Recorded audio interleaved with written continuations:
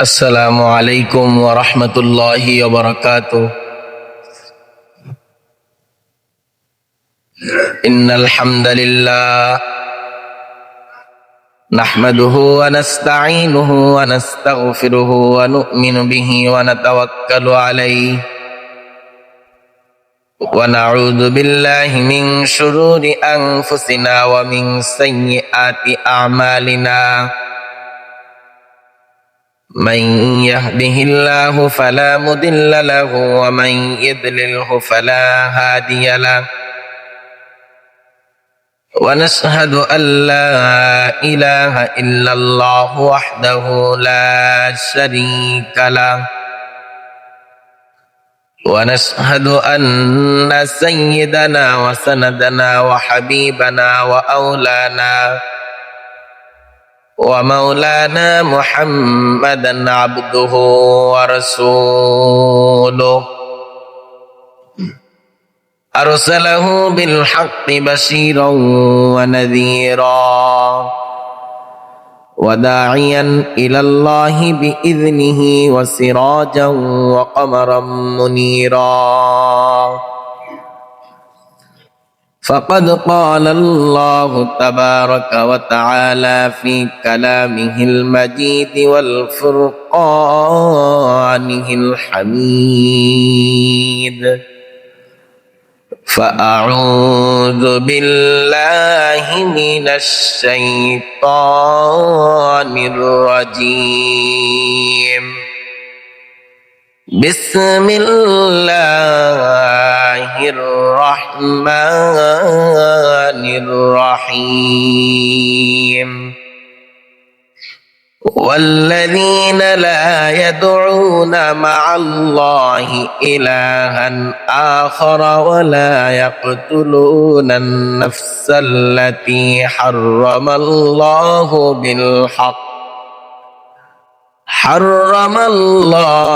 إلا بالحق ولا يزنون. ومن يفعل ذلك يلقى أثاما.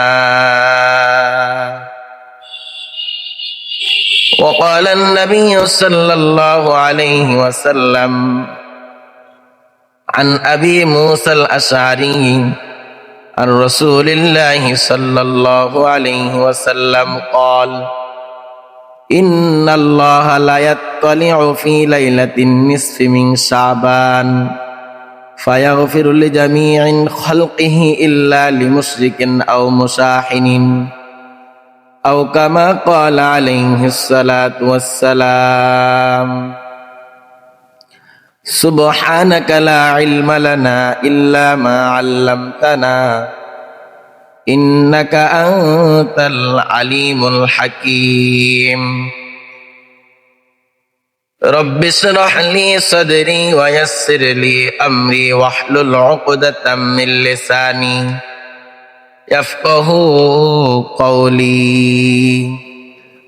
إن الله وملائكته يصلون على النبي يا أيها الذين آمنوا صلوا عليه وسلموا تسليما. সকলে মহব্বতের সাথে দুরূদ শরীফ পড়ি।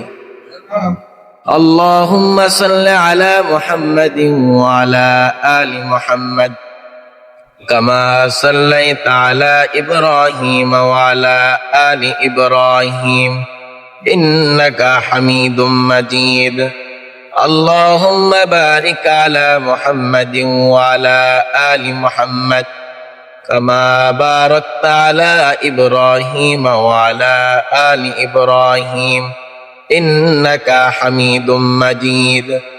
اللهم صل على محمد وعلى آل محمد كما صليت على إبراهيم وعلى آل إبراهيم إنك حميد مجيد. اللهم بارك على محمد وعلى آل محمد وعلى آل إبراهيم إنك حميد مجيد.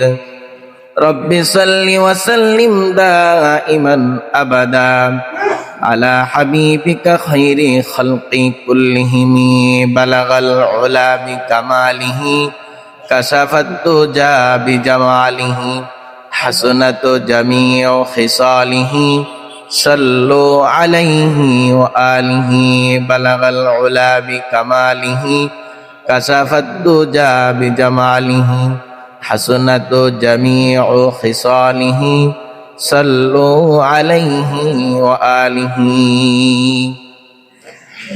আলহামদুলিল্লাহ। আজকে শাবান মাসের 10 তারিখ, আবার আজকে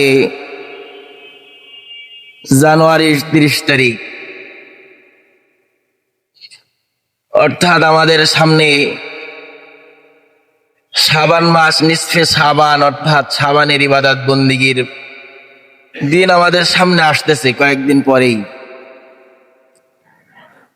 শাবান সম্পর্কে, শাবানের মধ্য রজনী করণীয় বর্জনীয় এ সম্পর্কে অল্প সময় আলোচনা করার চেষ্টা করব, আল্লাহ তাআলা যদি তৌফিক দান করেন। সাথে সাথে আমরা গতকালকেও দেখছি, গত 2 দিন আগে, যে শেরপুর একজন ভাই, তাকে পিটিয়ে মারা হলো। যে আমরা যাদের এদেশে বৃহৎ বড় দল মনে করি, তারা এই আলেমকে মেরে ফেললো পিটিয়ে। এটা অনেক দুঃখজনক একটি ঘটনা, কথা বলেন ঠিক কিনা?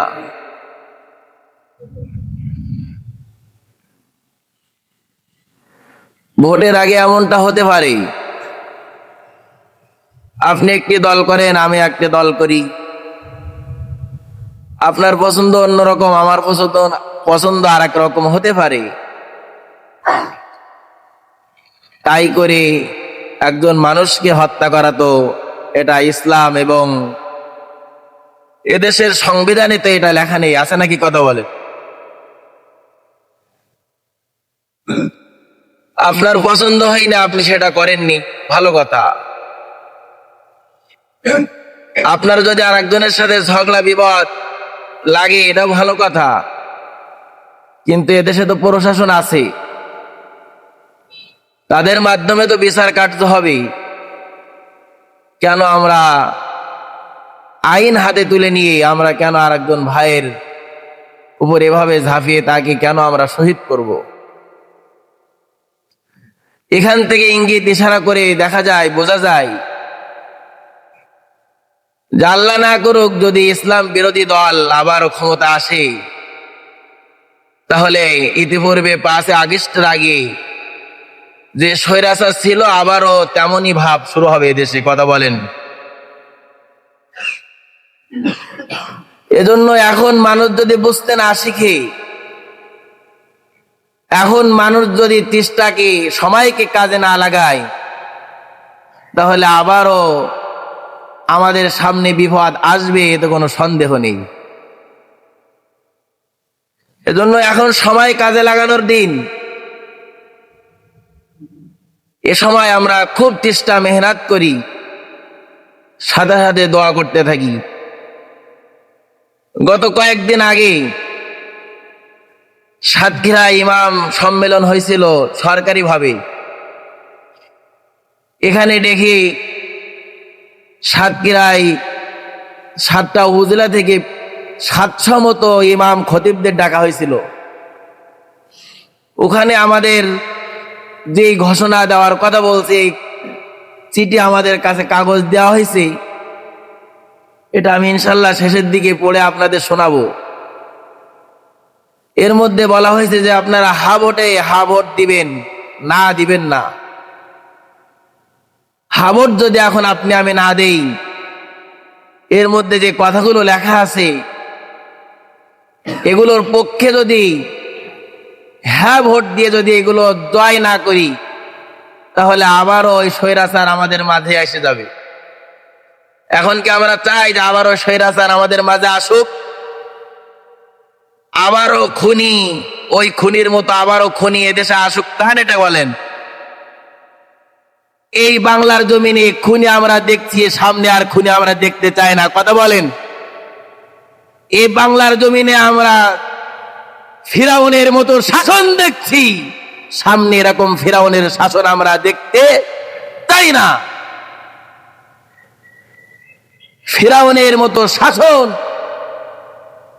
এই যে স্বৈরাচার চলে গেল, কোন দিক থেকে কম হয়নি। ফিরাউনের শাসন ছিল মাটির গভীরে শাস্তি দেওয়া, স্বৈরাচার চলে গেছে, তারও শাসন ছিল আয়নাঘর মাটির নিচে শাসন করা, কথা বলেন। এজন্য ন্যায়ের পক্ষে ভোট দিতে হবে, এই দিন সামনে আসতেছি। হ্যার পক্ষে ভোট দিতে হবে। আমাদের দেশের কিছু মানুষ তারা উঠে পড়ে লেগে গেছে, হ্যাঁ ভোটে পক্ষে ভোট দেওয়া যাবে না, না পক্ষে ভোট দিতে হবে।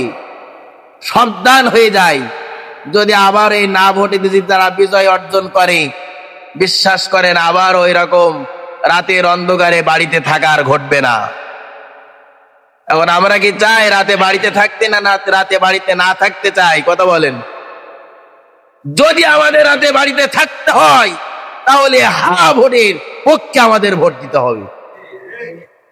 আর যদি চান যে আবার ওই আগেকার মতো হোক, রাতের অন্ধকারে আমাদের ধরে নিয়ে যাক, আমাদের বাক স্বাধীনতা বন্ধ করুক, তাহলে না ভোটে ভোট দিবে তারাই যারা এগুলো চায়। এজন্য এগুলো আমি শোনাবো আপনাদের, কি জন্য আজকে আমরা হার পক্ষে ভোট দেব, কি জন্য আমরা ইসলামের পক্ষে থাকব, কি জন্য আমরা ইনসাফ এদেশে কায়েম করব, এ বিষয়ে ইনশাআল্লাহ সামনে কথা বলবো। এই রজব মাস চলতেছে,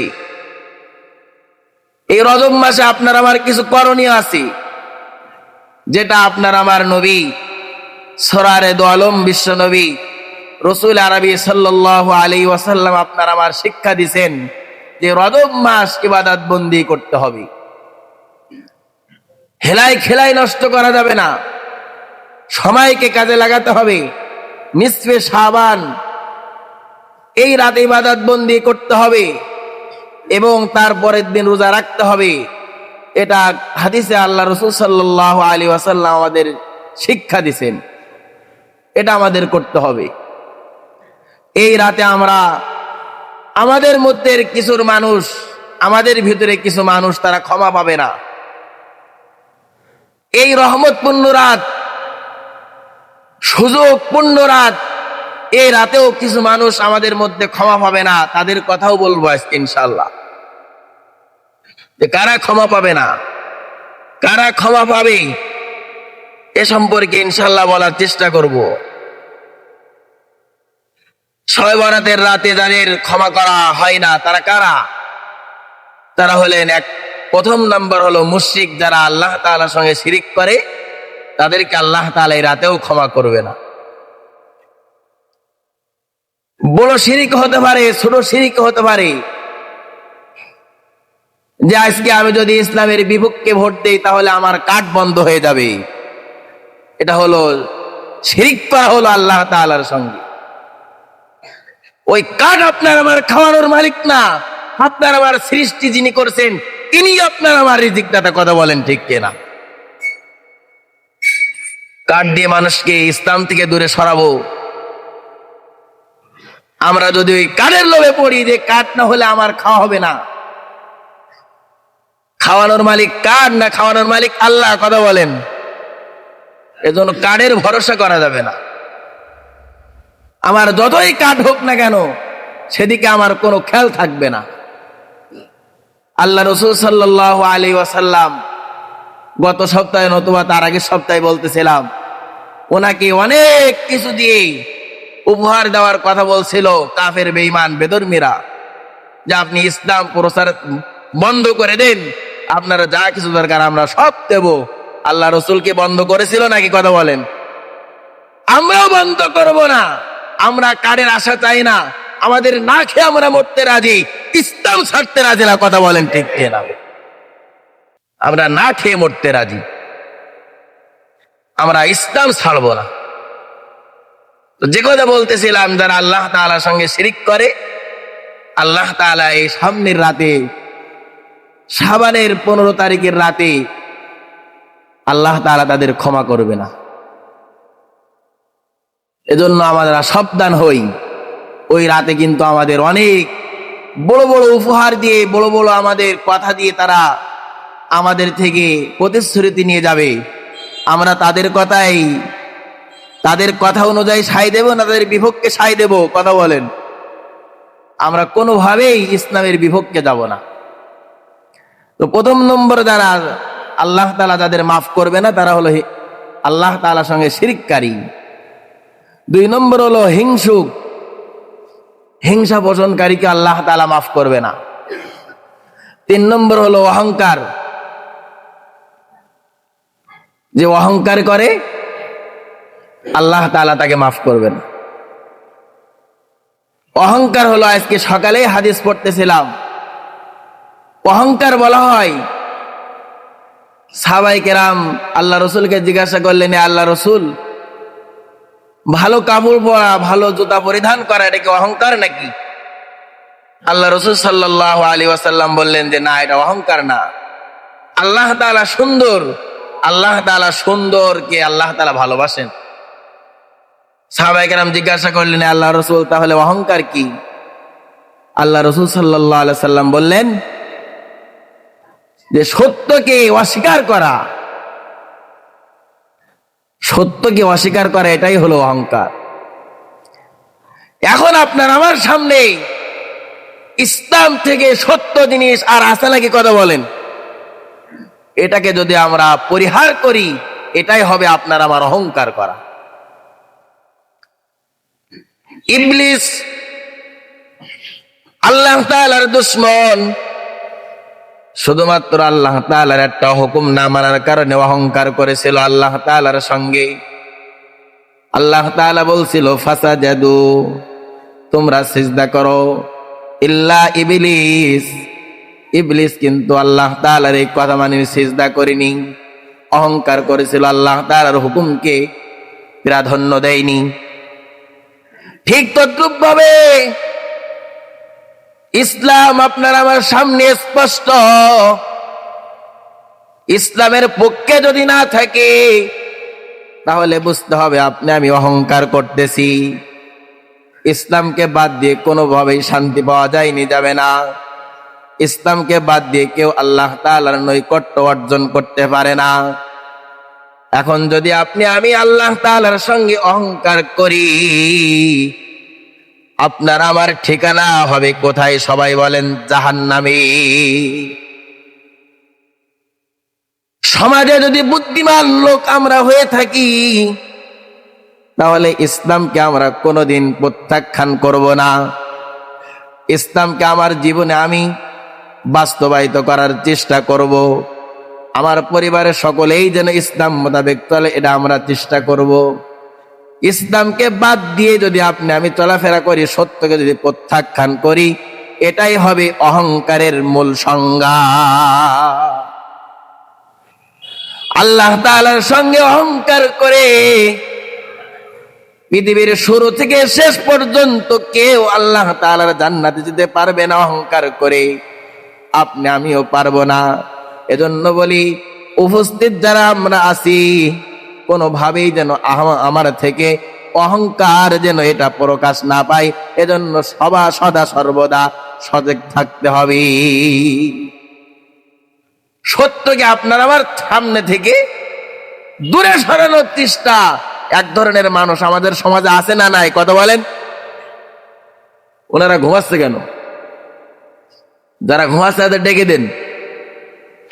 আমাদের সমাজে সত্যকে অস্বীকার করে অন্য পথে নিয়ে যাবে এমন লোক আমাদের সমাজে আছে না নাই? কথা বলেন। এটা আছে, থাকবে। কিন্তু এখন যদি আপনি আমি সজাগ না থাকি, তাহলে তো আপনার আমার পথ ভ্রষ্ট করে ফেলবে। ওরাই তো আমাদের জাহান্নামে নেবে। ওরাই তো আমাদের জাহান্নামের তলব দেশে ওরাই আমাদের পৌঁছাবে। এজন্য সজাগ থাকা দরকার, সজাগ থাকা দরকার। অহংকার করা যাবে না, মানুষকে ছোট মনে করা যাবে না। এটাই হলো অহংকারের মূল সংজ্ঞা। এই যে গতকাল দুই দিন আগে যে মানুষটাকে মেরে ফেললো, আলেমকে মেরে ফেললো, তোমাদের যদি গায়ে লাগে কথা ঠিক আছে, অসুবিধা না, তোমরা প্রশাসনের মাধ্যমে যে বিচার কার্য হতো এটা তো আমরা গ্রহণ করতাম, তোমরা একজন মানুষকে কেন হত্যা করে মেরে ফেললে? কথা বলেন। শক্ত কথা বললে, উচিত কথা বললেই তোমাদের যদি গায়ে লাগে তাহলে সেমনটা করো কেন? অন্যায় করবা আমরা বলতে পারবো না, তাহলে এই অন্যায় করার দরকার কি? চাপাই নবাবগঞ্জের 3 আসনের এমপি হারুন, ওনার স্ত্রী প্রকাশ্যে মিডিয়ায় বলছে মানুষের জন্য, মানুষের শরীরের জন্য যেমন তামাক ক্ষতিকর, কাঠের জন্য যেমন উইপোয়া ক্ষতিকর, ধর্মের জন্য ইসলাম তেমন ক্ষতিকর। নাউজুবিল্লাহ বলেন। কত বড় বেয়াদব হলে এই কথা বলতে পারে? ধর্মের জন্য নাকি ইসলাম ক্ষতিকর? ধর্মের জন্য ইসলাম ক্ষতিকর? কথা বলে নাউজুবিল্লাহ। কত বড় বেয়াদব, প্রকাশ্যে মিডিয়ার সামনে কথা বলছে, এগুলো ভাইরাল হয়ে গেছে। শরীরের জন্য তামাক ক্ষতিকর, কাঠের জন্য ওই ফুকা ক্ষতিকর, আর ধর্মের জন্য ইসলাম ক্ষতিকর। আর এখন যদি ওদের পক্ষে ভোট দেন তাহলে কি হবে না গুনাহ হবে? সাবধান হই ভাই। এখন যদি না বুঝেন অবশ্যই অবশ্যই কিন্তু ভোট দিয়ে যদি পাস করান আর সে যদি গুনার কাজ করে, আপনার আমার আমলনামায় ফ্ল্যাক্সি লোডের মতো শুধু গুনাহ যাবে, ফ্ল্যাক্সি লোডের মতো গুনাহ যাবে আমলনামায়। এজন্য সৎ লোককে ভোট দিয়ে পাস করানো দরকার। আমরা পারবো তো ইনশাল্লাহ? আমার জীবন যেতে পারে, ইসলামের বিপক্ষে আমি যাব না। এই জমিনে আল্লাহ তাআলার এই জমিনে আমি শহীদ হতে রাজি, কিন্তু ইসলামের বিপক্ষে যেতে আমি রাজি হব না। সারা জীবন এই দুনিয়ায় বাঁচে থাকা যাবে না। এজন্য আল্লামা দেলোয়ার হোসেন সাঈদী রাহিমাহুল্লাহ উনি বলছিলেন ওনার এক ওয়াজের মধ্যে যে সিংহের বিড়ালের মতো 500 বছর বেঁচে লাভ নেই, সিংহের মতো 1 ঘন্টা বাঁচতে চাই। কথা বলে উনি কিন্তু নত হইনি। এজন্য আমাদের সমাজের কিছু মানুষ ভালো কথা বললে তাদের রাগ হয়, কিছু মানুষের শুধু দাঁত কিড়মির কিড়মির করতে থাকে। এখন যদি না বলি, কালকে আমাদের ময়দানে বলবেন হুজুর ইসলামের পক্ষে তো থাকতে বলেননি। তোমার গায়ে লাগতে পারে কিন্তু আমাদের কথা বন্ধ হবে না। কথা বলেন। আমাদের চাকরি চলে যেতে পারে কিন্তু ইসলামের কথা বন্ধ হবে না। কথা বলেন। ইতিপূর্বে 5ই আগস্টের আগে কথা বললে আমরা শুনতাম, না জানি আবার হাজতে যাওয়া লাগে কিনা। আমরা একটু শোনার চেষ্টা করতাম, এদিকে ওদিকে চলার চেষ্টা করতাম। কিছু মানুষ আমাদের বলতো হুজুর কথা বলেন না, যে আমরা যে বলি না কেন এটা তো আপনাদের সামনে প্রকাশ আমরা করতাম না। যে সময় আসবে, সারা জীবন কিন্তু ডানি বাতাস যায় না, কখনো বামেও বাতাস যায়। কথা বলেন। এই যে চলে গেল বাতাস। এজন্য আমরা এই জমিনে আর স্বৈরাচার দেখতে চাই না, জালেম সরকার আমরা দেখতে চাই না। এদেশে উলামায়ে কেরাম শাসন করুক, এটাই আমরা দেখতে চাই। কথা বলে উলামায়ে কেরাম কোনোদিন আপনার আমার উপর জুলুম করবে না।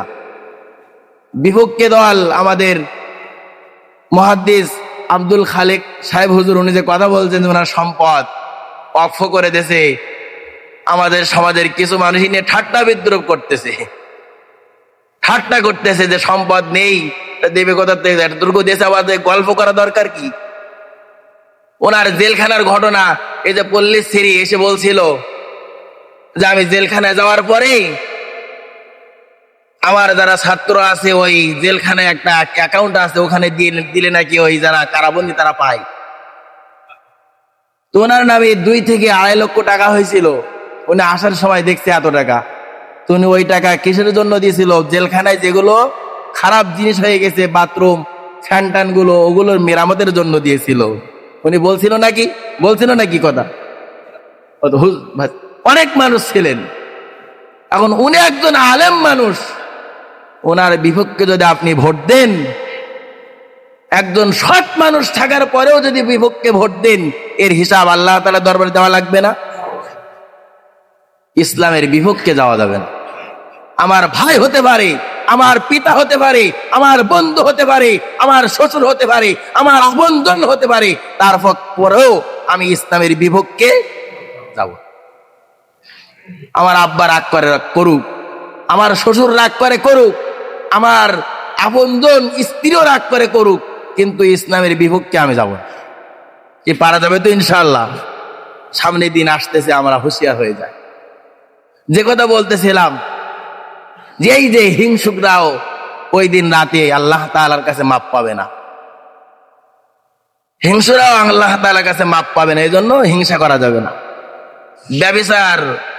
ব্যভিচারিণী এবং ব্যভিচার পুরুষ মহিলা এরাও আল্লাহ তাআলার কাছে মাপ পাবে না। এজন্য আমরা এই রাতে কি করতে হবে? যে ইস্তিগফার আল্লাহ তাআলার কাছে করতে হবে, কোরআন তেলাওয়াত করতে হবে, জিকির আজগার করতে হবে। ওই রাতে ইবাদত বন্দেগী দীর্ঘক্ষণ ধরে নামাজ পড়তে হবে এবং তারপরের দিন রোজা রাখতে হবে। আল্লাহ রাসূল আমাদের শিক্ষা দিছে।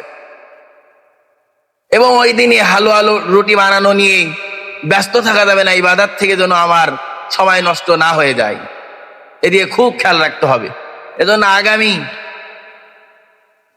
আগামী মঙ্গলবার দিনগত রাত্রির ইবাদত বন্দেগী, বুধবারের দিন হবে রোজা। আমরা অবশ্যই চেষ্টা করব ওই রাতটা যেন ইবাদত বন্দি করতে পারি এবং আমরা সবাই দোয়া করব যে আল্লাহ তাআলা যেন এদেশে ইসলামী রাষ্ট্র হিসেবে আল্লাহ তাআলা যেন কবুল করেন, আমিন। এই যে একটা সুযোগ সময় আমাদের সামনে আসছে, এটা আমরা কাজে লাগানোর চেষ্টা করব। আর কোনোভাবেই আমরা ইসলামের বিপক্ষে যাব না। এখানে আমাদের যে সময় 4 হয়ে গেছে, আর কয়েক মিনিটে কথা বলবো। আর বাকি কথা ওই শাবানের 15 তারিখে রাতের ইনশাআল্লাহ বলার চেষ্টা করব। গণভোট সংসদ নির্বাচন দেশের চাবি আপনার হাতে, এটা সরকারিভাবে দিছে আমাদের কাছে। এখানে আপনার আবার কি করতে হবে? এখানে লেখছে তত্ত্বাবধায়ক সরকার, নির্বাচন কমিশন ও সরকারি কর্ম কমিশন গঠনে সরকারি দল ও বিরোধী দল একত্রে কাজ করবে। এখন আমরা এইভাবে কাজ করবো, এটা তো চাই নাকি? কথা বলেন। যদি আমরা এটা চাই তাহলে হ্যাঁ পক্ষে ভোট দিতে হবে। আমাদের সমাজের মানুষ যে না, আমরা দুই পক্ষে, যারা সরকার হবে, যারা সরকার বিরোধী দল হবে না, তারা আমাদের সঙ্গে কাজ করবে, এটা হবে না, তারা না পক্ষে ভোট দেবে। কারণ আমরা তো এটা চাই যে আমরা একসঙ্গে মিলে কাজ করি। কথা বলেন। তাহলে আমাদের হ্যাঁ পক্ষে ভোট দিতে হবে এবং ইনসাফের পক্ষে। 2 নম্বর হলো, সরকারি দল ইচ্ছামতো সংবিধান সংশোধন করতে পারবে না। ইতিপূর্বে যেটা করেছিল এদেশের যারা 5ই আগস্টের আগে তাদের সংবিধান ইচ্ছামতো পরিবর্তন করত, আমরা তো দেখছি। কথা বলেন। এটা করা যাবে না। আর যদি এটা না চান তাহলে হ্যাঁ পক্ষে ভোট দিতে হবে। 3 নম্বর হলো, সংবিধানের গুরুত্বপূর্ণ পরিবর্তনের ক্ষেত্রে গণভোটের বিধান চালু হবে। 4 নম্বর হলো, বিরোধী দল থেকে ডেপুটি স্পিকার এবং গুরুত্বপূর্ণ সংসদীয় কমিটি সমূহের সভাপতি নির্বাচিত হবেন। 5 নম্বর হলো, যত মেয়াদি হোক কেউ সর্বোচ্চ 10 বছরের বেশি প্রধানমন্ত্রী থাকতে পারবে না। যে একাই সব রাতের অন্ধকারে যেন আর বাক্স ভর্তি না হয়, এইটা যদি পাশ হয় তাহলে যারা সরকার থাকবে সেটা চিন্তা ভাবনা করে শাসন করবে। কথা বলেন। আর যদি ওই একাকিত্ব ভাবে যে একাই রাজা, একাই সব কিছু, তাহলে দেখা যাবে এদেশে আবারও জুলুম শুরু হবে। এখন আমরা কি জুলুম চাই নাকি? যদি জুলুম না চাই তাহলে হ্যাঁ পক্ষে ভোট দিতে হবে। ওখানে লেখা থাকবে, 2টো কাগজ থাকবে। একটা হলো আমাদের দেশে যারা এই সংসদ নির্বাচন যেটা হবে, কথার কথা, ওখানে দাড়িপাল্লা থাকবে, তারপর ধানের শীষ থাকবে, হাত ফাঁকা থাকবে। এটা হলে একটা কাগজ হবে। আর একটা কাগজ থাকবে, সেখানে হ্যাঁ আর না, আপনার আমার হ্যাঁ পক্ষে ভোট দিতে হবে। কোনোভাবেই নাতে ভোট দেওয়া যাবে না। এরপরে ক্ষমতার ভারসাম্য প্রতিষ্ঠার জন্য পার্লামেন্ট একটি উচ্চ কক্ষ গঠিত হবে, দেশের বিচার ব্যবস্থা স্বাধীনভাবে কাজ করবে, যেন হ্যালোতেই কাজ না হয়, তাদের স্বাধীনতা থাকবে।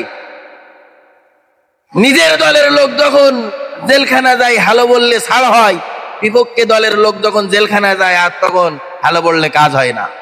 এমনটা আর হবে না আমরা যদি হ্যাভককে ভোট দিতে পারি। কি দেওয়া যাবে তো ইনশাল্লাহ? কথা বলেন। হ্যাভককে ভোট দেব। আপনার মৌলিক অধিকারের সংখ্যা যেমন ইন্টারনেট সেবা কখনো বন্ধ করা যাবে না। আমরা ইতিপূর্বে দেখছি যে 5ই আগস্টের আগে যখন বিশাল দেশের অবস্থা আন্দোলন দিয়ে ভরে গেল, তখন এদেশে যারা সরকার ছিল তারা কিন্তু ইন্টারনেট বন্ধ করছিল। মনে আছে তো নাকি বলেন? এটা আর করতে পারবে না যদি আমরা হ্যাভককে ভোট দেই। ইচ্ছা মতো এই যে 5ই মে শাপলা চত্বরে হাজার হাজার আলেমদের মেরে ফেলল, তখনও কিন্তু ওইভাবে রাতের অন্ধকারে ইন্টারনেট বন্ধ করেছিল। কত মানুষ যে হত্যা করেছিল এখনো পর্যন্ত এর সঠিক সমাধান পাওয়া যায়নি। এজন্য আমরা তো চাই যে আমাদের অধিকার সঠিকভাবে আমরা পাই, এটা তো চাই নাকি? কথা বলেন। যদি আমরা চাই তাহলে হ্যাভককে ভোট দেব। ওখানে আপনার বোঝাই দেওয়া হবে, বাইরের থেকে আপনার বোঝাই দিবে যে হ্যাঁ কইন বাবা না কই, এটা আপনি শুনবেন, তাহলে আপনার ভোট দেওয়া সুবিধা হবে। দণ্ডপ্রাপ্ত অপরাধীকে রাষ্ট্রপতি ইচ্ছামত ক্ষমা করতে পারবেন না, যে আমার দলের লোক আমি রাষ্ট্রপতি, আমি ইচ্ছামত ক্ষমা করে দিলাম, এই সুযোগ আর দেওয়া হবে না। এরপরে রাষ্ট্রপতি ও প্রধানমন্ত্রীর ক্ষমতার মধ্যে ভারসাম্য থাকবে। ওনার একটি ক্ষমতা আছে, যিনি রাষ্ট্রপতি হবেন ওনারও আর এক ক্ষমতা আছে, যে যিনি প্রধানমন্ত্রী হবে উনি আবার চাপাই দিতে পারবেন না রাষ্ট্রপতির ঘাড়ে, রাষ্ট্রপতি যিনি হবেন উনি চাপাই দিতে পারবেন না প্রধানমন্ত্রীর ঘাড়ে। এমনটা আর হবে না যদি আমরা হ্যাভককে ভোট দিতে পারি। এরপরে বাংলা ভাষার মর্যাদা থাকার পাশাপাশি অন্য অন্য জনগোষ্ঠীর ভাষাও সংবিধানে স্বীকৃত হোক। এই যে কয়েকটা কথা এখানে আসছে, এগুলো যদি আমরা যে চাই যে এই দেশে আমাদের এখন জেলা যিনি এক মহিলা উনি বলছিলেন যে আপনারা কি চান যে রাতের অন্ধকারে আবারও বাড়িতে না থাকা হোক? যে কত মানুষ 13 সাল 14 সাল যে অত্যাচার শুরু হয়েছিল, রাতে বাড়িতে থাকতে পারতো না। যদি ওইটা চান তাহলে না হোককে ভোট দিয়েন, আর যদি চান যে ওটা না হোক তাহলে হ্যাভককে ভোট দিয়েন। এখন এখানে লিখছি দেশের চাবি আপনার হাতে, আপনার আমারই হাতে দেশের চাবি। যদি আমরা ন্যায় ইনসাফ এবং হ্যাভককে ভোট দিতে পারি তাহলে দেশ পরিবর্তন হবে। আর যদি আমরা নাহককে ভোট দিয়ে ইনসাফের বিপক্ষে যদি ভোট দেই তাহলে এদেশে আবারও স্বৈরাচার এসে যাবে, আবারও সেই স্বৈরাচারের শাসন শুরু হবে। আবারও আব্বা বাড়ি থাকবে না, ভাই বাড়ি থাকবে না, আবারও ঠিক মতো নামাজ পড়তে পারবো না, আবার এই মসজিদে ঠিক মতো আজান হবে না। এটাই তো আমরা চাই নাকি বলেন? যদি আমরা না চাই তাহলে ইনসাফের পক্ষে ভোট দেই, ইসলামের পক্ষে ভোট দেই, আর হ্যাভককে ভোট দেই। আর যদি যে না চান যে আমার আবারও জুলুম অত্যাচার হোক, গরুটা বিক্রি করে এনে বাড়ি টাকান, আপনাদের এলাকায় এমন ঘটনা বহু ঘটছে যে গরু বেচা টাকা বাড়িতে রাখছে, রাতের অন্ধকারে পুলিশ প্রশাসনের টাকা নিয়ে গেছে। এজন্য ভাই এখন হলো দেশ পরিবর্তনের চাবিকাঠি হলো আপনার আমার হাতে। একটু বোঝার চেষ্টা করি, ইসলামের পক্ষে থাকি। সারা জীবন কিন্তু নমরুদ, ফিরাউন, কারুন এরাও কিন্তু ক্ষমতাধর অনেক ছিল, তারাও সারা জীবন থাকতে পারেনি।